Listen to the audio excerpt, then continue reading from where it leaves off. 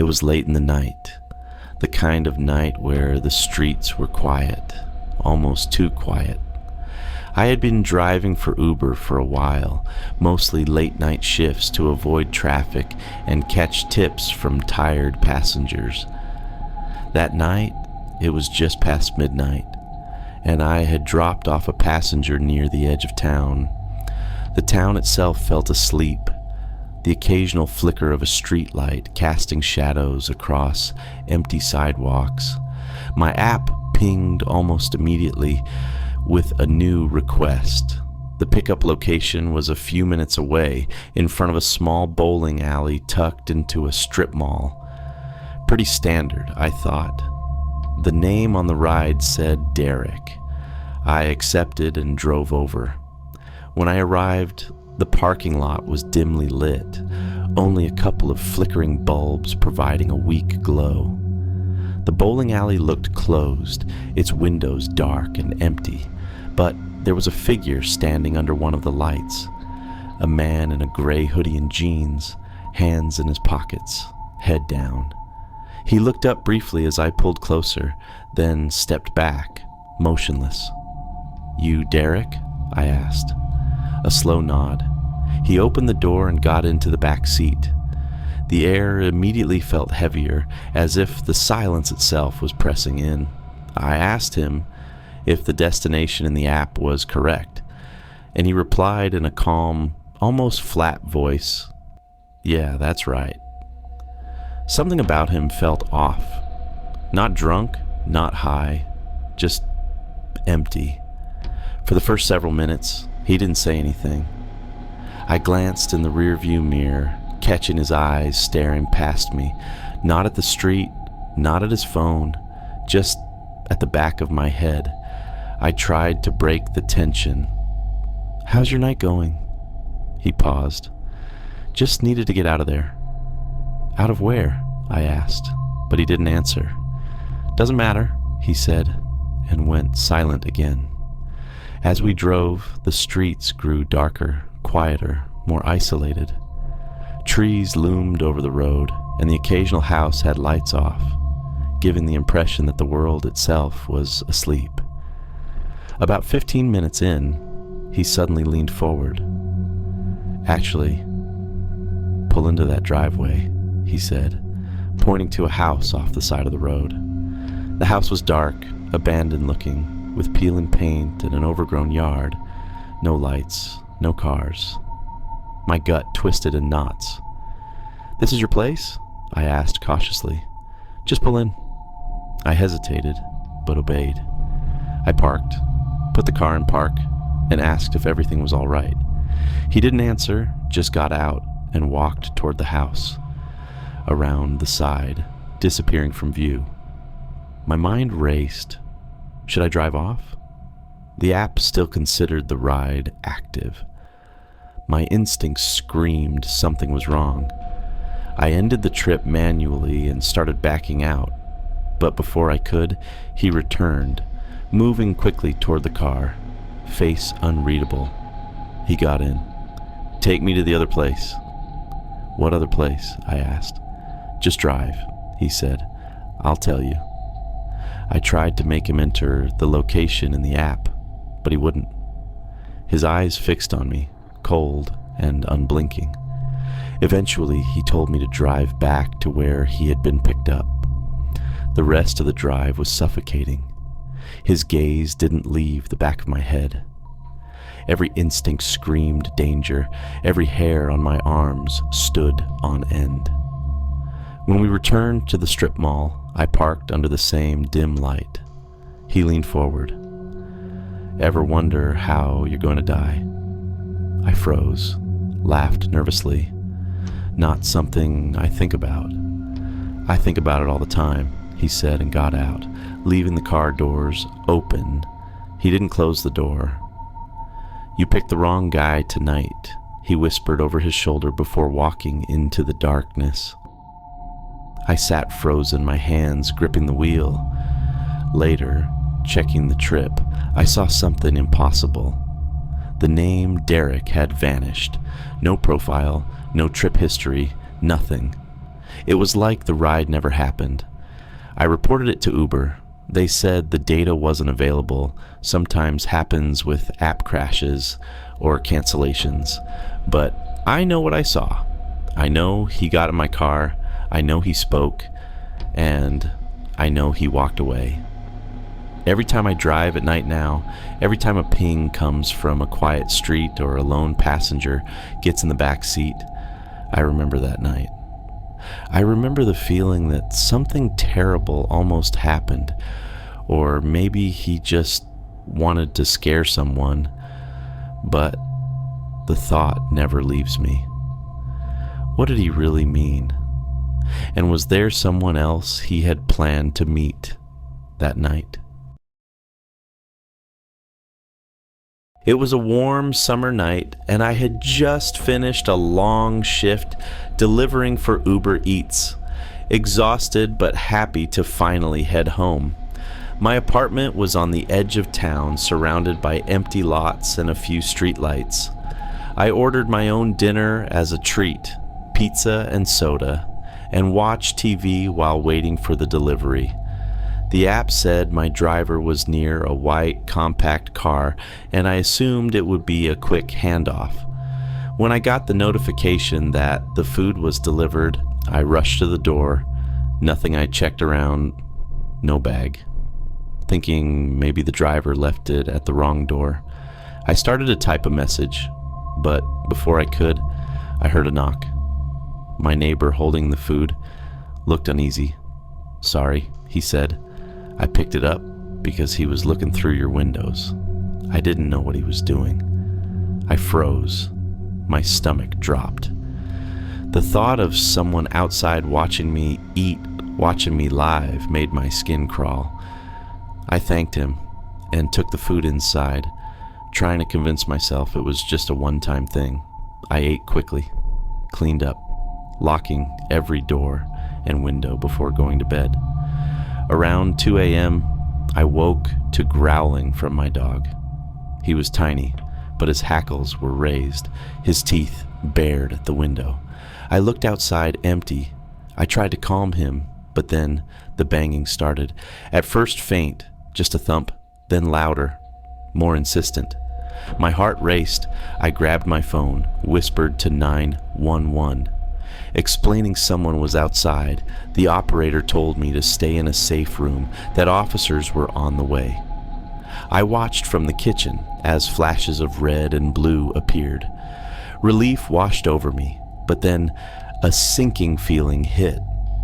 Across the street in the field, where trailers were parked, I saw a white car. My blood ran cold. The car matched the Uber Eats driver's description. I realized he was still there. I stayed low, knife in hand, shaking.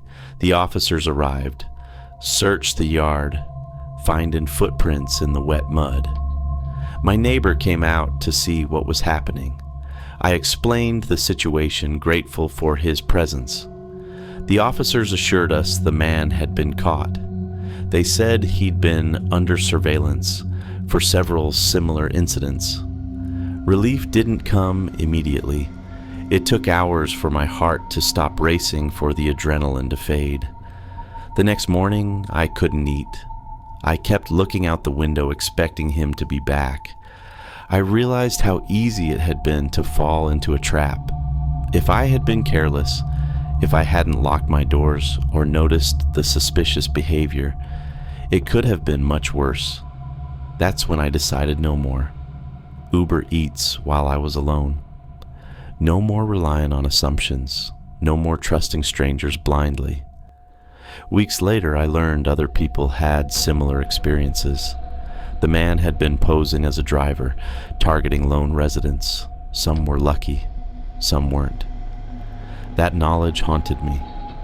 Every night, the memory replayed the knocking, the footprints, the car sitting silently across the street. I never saw him again, and I hope I never do. Since then, I've been cautious. Every delivery, every ride, every person, I don't know. I verify. I make sure I am never alone with strangers. My home is secure. I check my surroundings constantly. The memory of that night is a permanent scar, a warning that even the most ordinary things like ordering food can turn terrifying. It's strange how a simple night in your own home can change you forever. The trust we place in others, the assumptions we make about safety can be fragile. One man, a single moment of boldness can turn an ordinary evening into a memory you'll never forget. Now, even in the daytime, I check cars around my apartment. I notice people too closely. I double-check delivery drivers. The city feels a little less safe, a little less predictable, but the memory has also taught me something valuable. Vigilance can save your life. Trust cautiously, observe carefully, and never take your safety for granted. Every night when the wind rustles through the trees outside, I remember the fear, the adrenaline, the feeling that someone was watching me. And every night, I thank my instincts for keeping me alive, because sometimes the quietest nights hide the darkest dangers. I had always thought my hometown was safe, the kind of place where nothing truly unexpected happened, where the streets were quiet and everyone knew each other.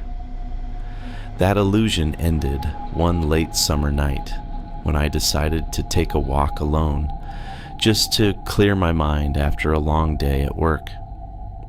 The sun had set, and the air was warm but slightly humid, carrying that familiar smell of asphalt and flowers from the nearby park.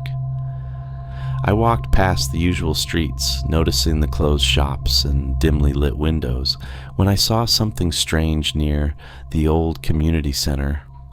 A man was sitting on the bench wearing a dark hoodie with the hood pulled over his face. At first, I thought he was just someone waiting for a ride or a friend, but something about the way he sat perfectly still, hands folded on his knees, made me uneasy. I debated whether to keep walking or cross to the other side of the street, but curiosity got the better of me. I walked closer, trying not to make it obvious, and as I did, he lifted his head slightly. I could see his eyes briefly, sharp and focused, before he looked back down. I decided to greet him politely. "Hi, are you waiting for someone?" No response. His silence was unsettling, but I shrugged it off and continued past him. A few steps later, I felt that familiar prickling sensation on the back of my neck, like someone was watching me. I glanced back. He was no longer on the bench. I froze. The street was empty, but I could swear I saw a shadow moving behind the lampposts. I quickened my pace, telling myself it was probably my imagination. I turned another corner, hoping to find a more populated street, and heard the faint sound of footsteps behind me. Not fast, not chasing, just following. My heart rate quickened. I turned slightly, and for a split second, our eyes met.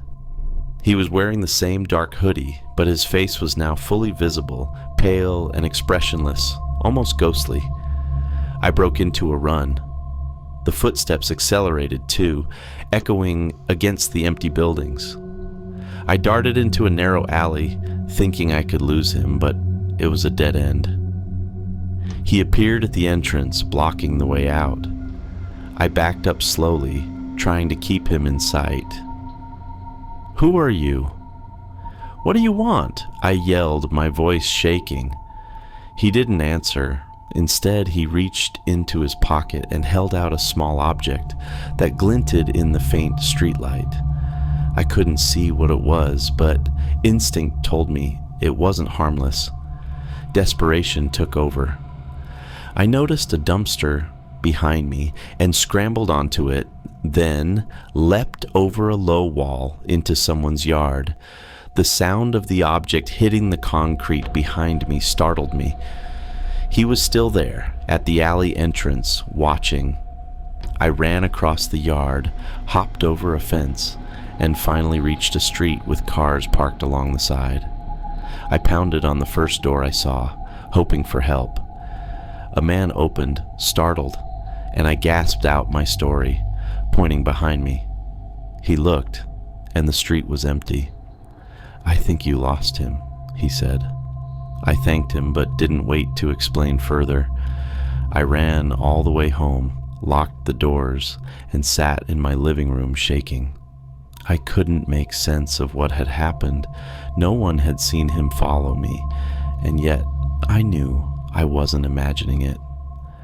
The next morning, I went back to the community center and the alley. Everything looked normal, deserted, like nothing had occurred. No footprints, no sign of anyone being there. Weeks later, I learned from neighbors that a man had been spotted wandering the streets at night for months, never speaking to anyone, just watching. Some claimed he was harmless. Others whispered darker things. I never saw him again, but every time I walked alone at night, I felt the same prickle of fear, the certainty that he was somewhere nearby, silently watching, waiting. That night changed how I viewed my hometown forever. It wasn't the quiet, safe place I thought it was. It was a place where shadows could hide, where someone could appear and disappear without a trace, and where the line between normal and terrifying was thinner than I had ever imagined. I still walk the streets occasionally, but I always keep my eyes open, my senses alert, and my phone in my hand. Because some nights I swear I can feel him watching, just beyond the corner of my eye, reminding me that safety is never guaranteed, and that fear can be closer than we think. I had moved to a small town for work, thinking it would be peaceful, the kind of place where life moved slowly and neighbors knew each other. It was early autumn, the air crisp with hints of fallen leaves, and I liked to take long evening walks to clear my mind after long hours at the office. One evening, around 10:30 p.m., I decided to take my usual route along the river path. The streetlights flickered occasionally, casting long shadows on the pavement, but I felt safe enough. As I rounded a bend near an abandoned boathouse, I noticed someone sitting on the edge of the dock. At first, I assumed it was a fisherman or someone enjoying the view, but as I approached, I realized he was completely still, knees drawn to his chest, head down, hands clasped tightly. I said hello softly, but he didn't respond. My unease grew, but I kept walking, trying not to look directly at him. A few minutes later, I heard footsteps behind me, not hurried, just steady, following my pace. I glanced back. No one. Yet, the feeling of being watched was undeniable. I increased my speed, but the sound persisted. Then, out of the corner of my eye, I saw him emerge from the shadows. His hoodie was dark, face obscured, but I could feel his gaze on me. Panic set in. I ran, heart pounding, slipping on wet leaves, my phone slipping from my pocket. I grabbed it and dialed 911, whispering my location as best I could.